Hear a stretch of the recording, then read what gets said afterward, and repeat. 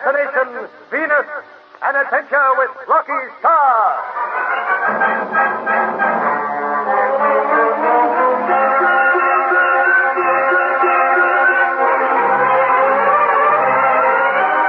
Hour after hour, the giant blue streak speeds on through the limitless space like a brilliant comet toward Venus.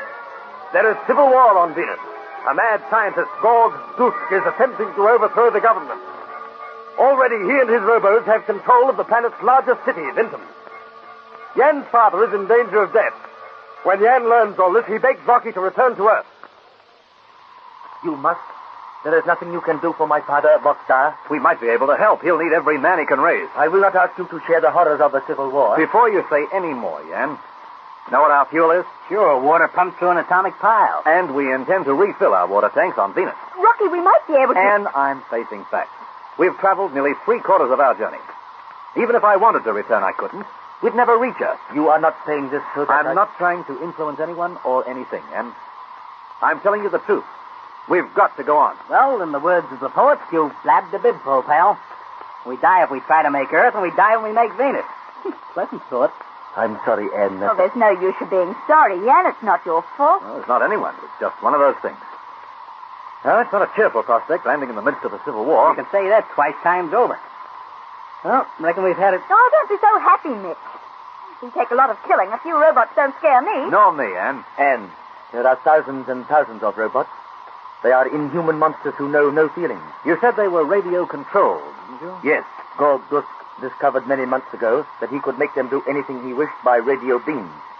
He is, of course, a brilliant scientist, and for years he has dreamed of ruling Venus. I warned my father against him, but Starr would not listen to me. I'm rather keen to meet this Gorg individual. Well, I'm not. His name's enough. I pray that by the hour we arrive, my father will have defeated him. What does he look like, Yan? Oh, Gorg is of medium height, dark complexion with a little hair, and a rather flabby face. There is nothing unusual about him except his eyes. They seem always to burn with mad fire.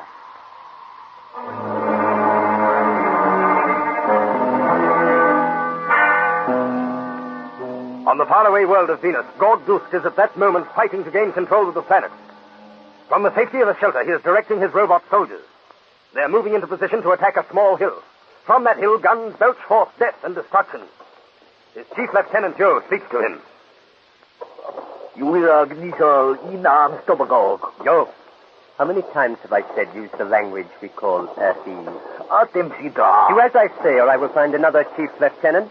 Oh, as you wish, Gorg, as you wish. It is just that I find it difficult to think in such language. It is better that we do. Then our people around us cannot know what we say or what we plan to do. It is a good idea, eh? Perhaps. It is I, Gorg, who says so. It would not do to allow these Venusians who fight alongside us to learn our schemes of conquest. They would be afraid, Yo. They are always afraid. Yo, I would that all my soldiers were robots. They are wonderful. They know no fear. They will do my will without question. Gorg, we lose many. The guns of Starr cripple lots of our robots. The guns of Vogt will soon be silenced. Their little robots will have surrounded that hill by this. Within a few minutes it will disappear and all on it shall be death. Well, then send the robots against the hill now. Their ray guns are too close to us for comfort. I await a report from Lieutenant Bepp. He is to inform me when they are in position, then I will act.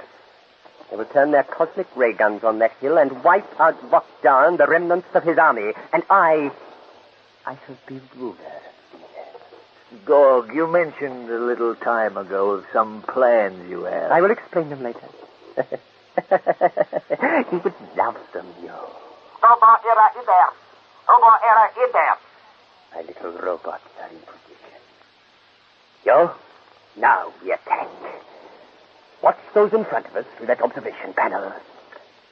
Yo, I move this knob here. They lift their ray guns. It is amazing, Gorg. I flick the switch, and lo, the guns begin to throw out their death. Now I move this knob, and they begin to walk towards the hill. Gorg, it is frightening. Only for those opposing us. See how the rays burn everything in their path. The guns on the hills are quietening. Soon there will be nothing there, nothing but dust. Mokhtar and his men are running.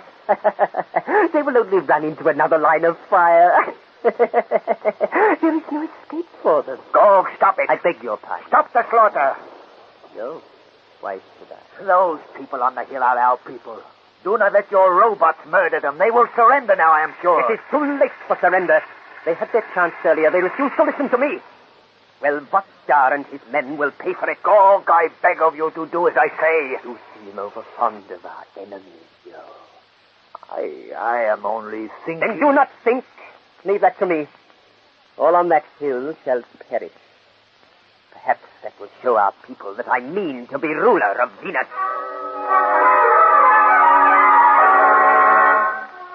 Quickly, the robots advance on the hill, their cosmic ray guns spitting forth destruction. Gog sits by his radio panel, laughing madly as the very trees disintegrate. Soon there is nothing but a mass of sand, and Gog rules Venus. Some hours later, he celebrates his victory with a march past of his robots. Look at my little soldiers. Joe, are they not wonderful? They are victorious. And always shall they be. With them at my command, all my schemes are possible. Do as I say without question or fear. With armies of them, I could conquer the universe. The universe? Why not?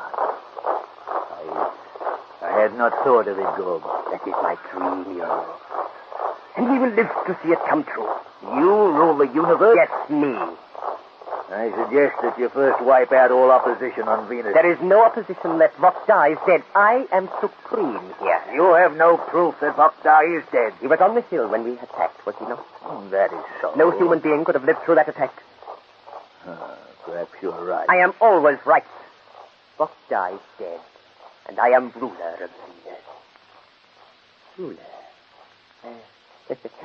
From hence I should be known as a king. King. Yes, it sounds better. Don't you think so, Yo? I owe my position to my robots. They looked well as they marched past, eh? Oh, we lost many in that last battle. Then replace them quickly. Have our factories work day and night. I shall build armies of them, ready for our next move. You mean that soon we will attack the universe? We will deal with it planet by planet. First, perhaps Mars, or the one called Earth. Gog, this is Have I not warned you to speak only to me in the language of the Earthlings? Oh, forgive me. When I am excited, I slip back to my native tongue. Then do not. It would be unwise for us to let others hear of my future plans. However, that is all for some later day. At the moment, we will celebrate the beginning of my rule as King of Venus.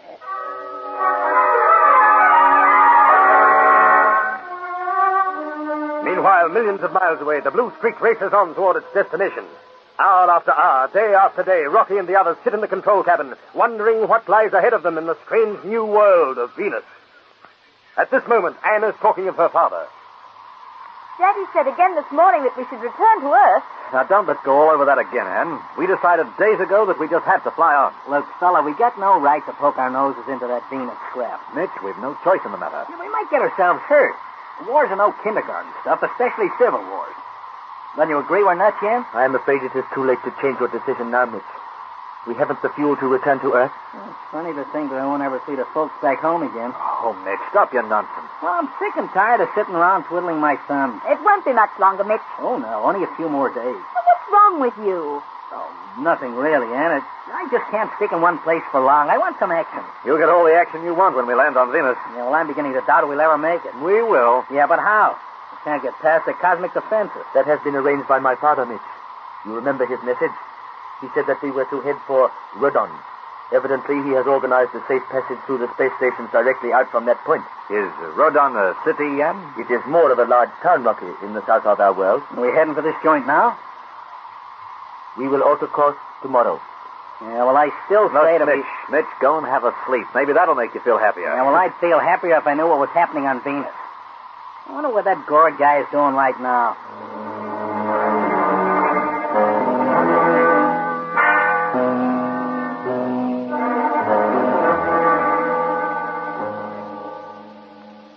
Gog, I would speak with you. Later, you'll live. No, now. I I have news. Great news. It is important. Very well. What is it? Lockdown, as you know, is on Earth. Did you interrupt my work to tell me that?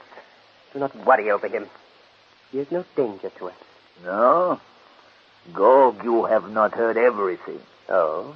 His father, Vokda, managed to send a spaceship to bring him back to our world. So? Our people might rally to a young leader. Did the ship return? According to my information, yes. Then that swine, Vokjan, will return quickly. Oh, we must see that he does not arrive in Venus. Send out the space fighters. Have them destroy any spaceship that approaches our world.